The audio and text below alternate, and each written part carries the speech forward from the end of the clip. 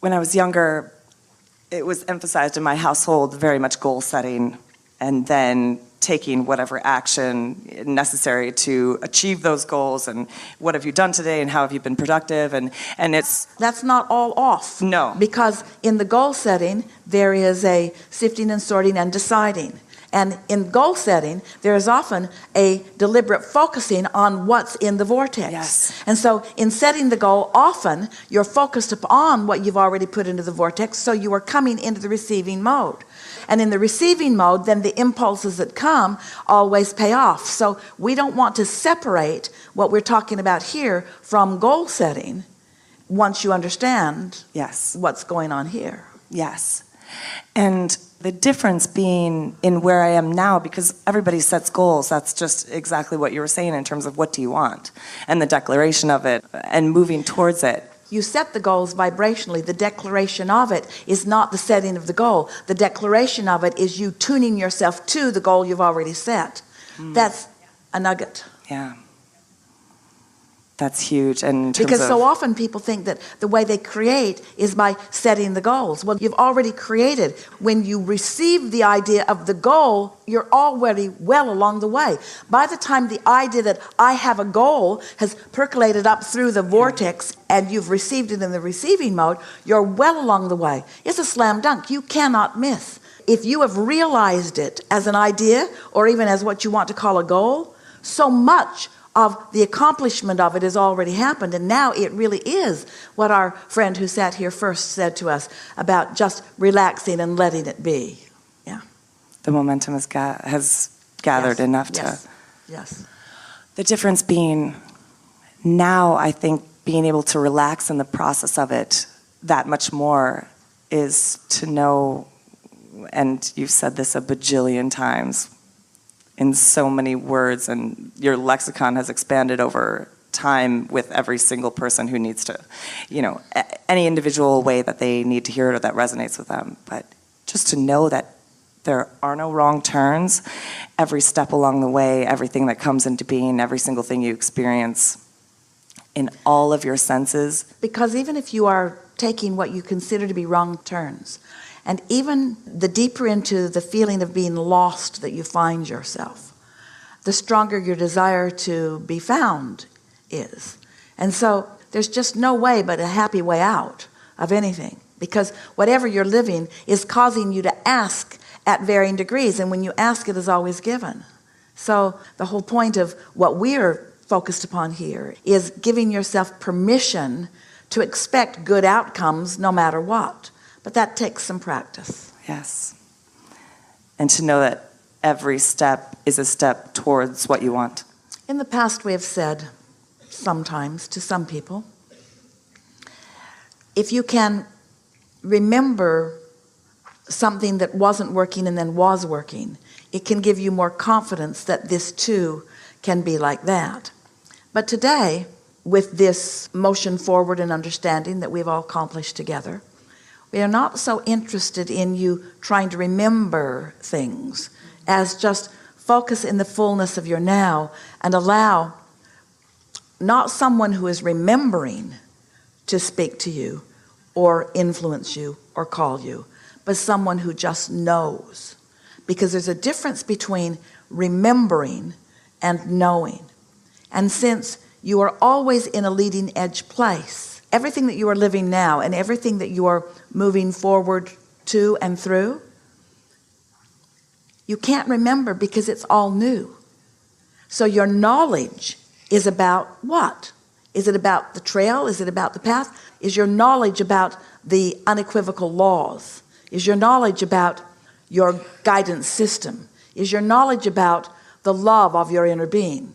Is the knowledge about your absolute worthiness? You see what we're getting at? As you practice these vibrational feelings, these vibrational states of being, then you're prepared for a positive outcome everywhere you go, which is what you all said. Not one of you said, I'll come forth and suffer myself into success. None of you said that. You said, I'll come and I'll choose and I'll decide and I'll go with the flow. And here in this environment, we are activating together within you these important things. Your awareness that law of attraction is, always is, and is always fair. Your awareness that your inner being is, and that your inner being is always aware of you and is always calling you toward things that you want, toward your own goodness, toward your own wholeness. That well-being is dominant, that it does abound, that things are always working out for you. These are the things that as you allow yourself with just a little bit of focus to know, these are the basics that you must know.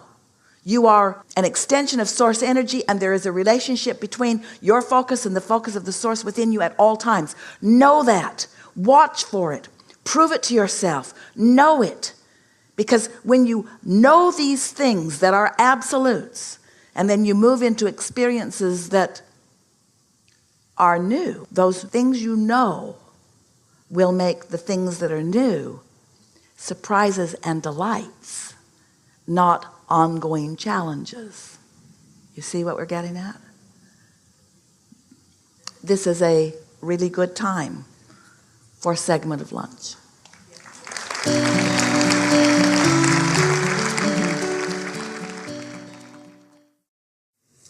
And are you refreshed? Good. Now what? Thank you. So on a recent workshop recording, I heard you talk about how thoughts become things in terms of like thoughts. I think you said they were condensing together, they were gathering and condensing and then turning into those things. I was wondering if you could elaborate on that a little bit more. Well, it's one of the most important subjects to focus upon, because when we say that you are the creator of your own reality, that is how. Right. So when you realize that through life you have been coming to spoken and mostly unspoken conclusions about things that you prefer, and that those vibrational energy rockets of desire have been emanating from you at all levels of your being. And sometimes you even get close to accepting that this vibrational reality is real, that it is a reality, that it does exist. But it's not anywhere close to the satisfying completion that you intended for it to be until it matures or combines or evolves to the point that you can consciously is the key, acknowledge its existence, and then you begin to translate it into the physical equivalent. So the idea of turning thoughts to things is really what the leading edge experience is all about. You came here for manifestation. Often when those high-minded, clear-minded, joy-seeking beings like you come together, you argue with one another in the beginning about spiritual versus material, as if it is more spiritual to be spiritual, and that the materialism or the manifestation ideas should not be something that you seek. And yet the non-physical must mature into the physical. But when you are guiding it into the precise physical nature that you choose, that's when you really get your creative chops. That's when you really begin to feel your own hands in the clay. That's when you really are the conscious, deliberate creator of your own experience. And so, of course, we've talked a lot already in this gathering about the maturation of these vibrations. And law of attraction is the reason. That's the reason that your vibrational garden grows as it does. Every thought has a vibrational frequency, and as thoughts of a certain vibrational frequency are in existence, law of attraction just naturally gathers other like thoughts to those thoughts. And so everything is maturing, everything is evolving. The evolution of all species is just about this. But when we begin talking about consciously turning thoughts to things, that's what we mean. And we talked about it just before a segment of lunch. That's what we mean by you realizing that there's a vibrational reality that exists, you honing in on it by paying attention to the way you feel. And then as those ideas begin to occur to you, as those ideas of desire are recognized by you, and understanding that the idea itself is a manifestation. Now, you might say the idea of a beautiful new vehicle is not nearly as satisfying as the manifestation of the beautiful new vehicle in your garage, but it is all part of the same process. And so as you realize it in thought form, and then you hold yourself steady with it, not negating it with thoughts of doubt or with thoughts that feel like doubt, not working against it by continually measuring the non-existence of it in physical reality, but instead by recognizing it by the way it feels. So before anyone can consciously or deliberately be one who turns thoughts to things purposefully, you have to first accept that there's a vibrational reality that you can't see or hear or smell or taste or touch. And it has to be all right with you that you cannot see it or hear it or smell it or taste it or touch it. It has to be all right with you that you can only feel it, and it has to be satisfying. That's the operative word. You have to be satisfied with the existence of the vibrational reality. And in your continuing focus and satisfaction, which means focus and no resistance, focus and satisfaction, which means focus and allowing the vibration of you to mature at the same rate of the vibration of what's going on in the vortex, then you meet it at its mature state, and then you receive impulses of what to say and when to say it and who to say it to and where to be, impulses of where to go and where to look. It's a very large space that you live in, and these nuggets of creation are available for you to see all over the place. But you've got to be one who has practiced yourself into the tuning of the frequency of what's maturing in the vortex before you are the one that gets the glimpse and can carry it and carry it and carry it. And the whole point of it is not really for the manifestation of it, while that is a wonderful side effect of physicaldom. It's the thrill of being able to be in on the guiding of the unfolding of the creation that you are about. Turning thoughts to things. You turning thoughts to things. Better words, you tuning thoughts to things. Better words, you tuning yourself to receiving the thoughts that will become the things. Yeah. I guess I was interested as well into like the mechanics, the physics of how thoughts become things, but maybe I just probably wouldn't be able to understand it. But well, that's why we talk about your emotions, because that's about as close as you're going to get to the evolution of a desire. Think about a thought that is just a thought, a fleeting thought. Think about the power and the interest that you have in that.